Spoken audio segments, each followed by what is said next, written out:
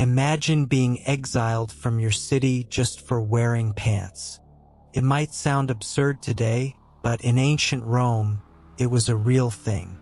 In the year 397 AD, an unexpected order echoed through the halls of power in Rome. Emperor Honorius decreed that pants were officially banned in the city.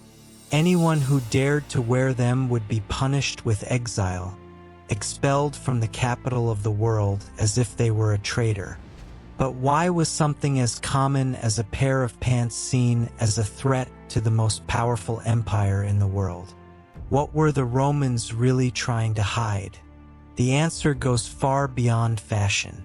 Behind this ban was a clash of worlds, a silent confrontation between civilizations. Get ready to discover how an invisible war fought with fabrics helped shape the history of Western civilization.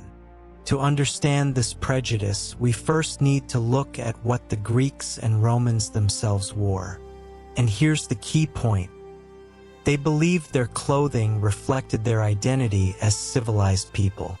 Imagine walking through the streets of ancient Rome. The hot sun bathes the city in golden light. The climate is dry. The pale stone buildings reflect the heat. In this setting, what made sense was exactly what you'd see. Loose, lightweight, breathable clothing. Men wore simple tunics, known as chiton among the Greeks and tunica among the Romans. Some were shorter, for young men or for work. Others longer and more refined, for formal occasions. Over that, the himation, or the famous Roman toga, a large cloak that wrapped the body with elegance and symbolism.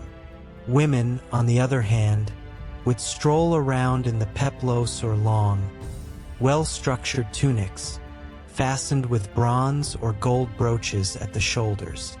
The fabric was like an extension of classical femininity, beautiful and silent. These clothes, besides being practical, were a visual language, a public display of order, rationality, and sophistication. Everything that, to them, separated the Roman citizen from the barbarian at the borders. Pants, however, were seen as the complete opposite. Strange, tight, uncomfortable, almost animalistic, a type of garment that hugged the body too closely, considered crude, even grotesque, an aesthetic aberration for those who believed beauty lay in harmony and balanced forms. And more, in a world where the male body was proudly displayed in statues and paintings, hiding the legs beneath tight fabric almost felt like cowardice. But the prejudice went far beyond aesthetics. Pants weren't just a strange fashion choice in Roman eyes.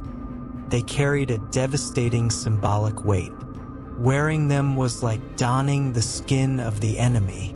In the frozen fields of the north and the steppes of the east, peoples like the Persians, Scythians, Gauls, and Germanic tribes protected their legs from the cold with tight-fitting garments, designed to withstand harsh climates and to allow ease of movement during long rides. For them, it was a matter of practicality and survival. But the Romans didn't see it that way. When looking at these snug clothes, the Roman citizens saw far more than wool and leather. Over time, pants became a visual symbol of those who lived outside the Roman order, those who threatened its borders and way of life. Imagine a centurion watching a Germanic warrior, covered to the ankles in thick clothing, with a crude sword in hand and a fierce look in his eyes.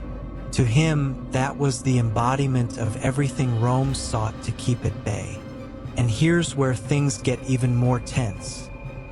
Wearing pants in Rome was literally aligning yourself with the empire's enemies. It was like declaring, without saying a word, that you identified with those who fought against civilization. It's no surprise then that laws like Honorius's were created, not just to regulate fashion, but to preserve identity, to say firmly, We are not like them. But history, as always, has its twists, because the cold didn't care about any of that.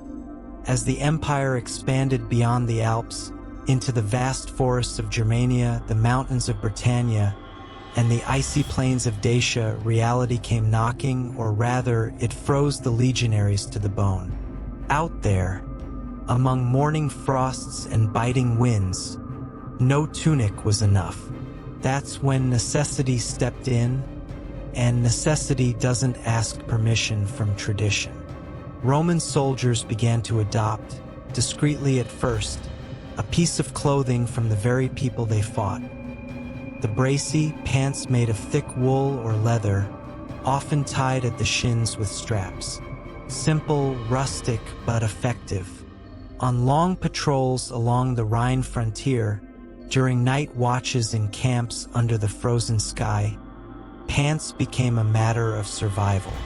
They kept muscles from seizing up, legs from freezing, soldiers from falling before even facing the enemy.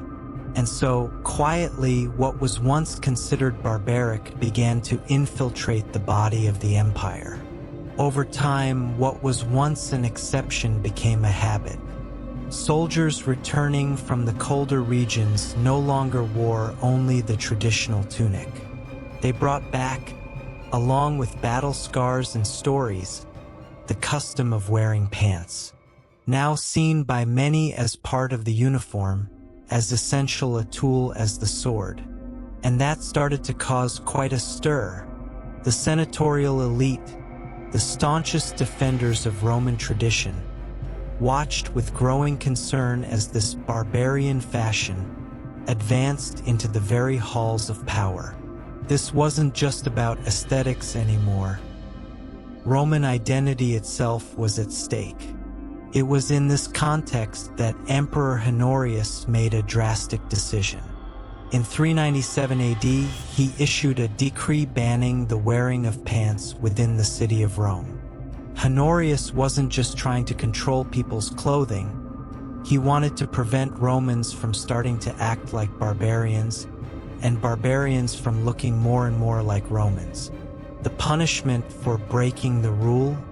Exile. A harsh, extreme penalty, but one that reveals just how deep the fear had grown within the capital's walls. This decree exposed an uncomfortable truth. The empire was divided. On one side, the ideal of a classical Rome, elegant, intellectual, urban. On the other, a Rome increasingly militarized, adapted to cold, to war, and to threatened borders. And like any empire on the brink, Rome tried to protect its image, even if that image was already falling apart. And over time, Honorius's law collapsed. Despite threats and punishments, pants continued to spread, quietly at first, then in full force. It was like trying to stop the wind with your hands. Reality had already changed, and not even an emperor could stop it. Eventually, even senators, once guardians of the toga and the himation, began wearing pants in their more private attire, especially outside the capital. Shame gave way to practicality. A symbol of pride became a relic of times that would never return. As the Germanic peoples pushed through the borders, invaded cities, and founded kingdoms atop the empire's ruins, what was once called barbaric became the new normal. Pants, born among Rome's enemies, now clothed the entire West. Kings, knights, clerics, peasants. Roman tradition was buried under the weight of practicality and historical change. In the end, Rome fell and pants remained. Now, I want to know your opinion. What do you think about the ban on wearing pants? Did Rome go too far with that law? Leave your answer in the comments. And if you enjoyed this story and want to see more epic content like this, don't forget to hit the like button and subscribe to the channel. In the video on screen, We reveal what the rich ate in ancient Rome.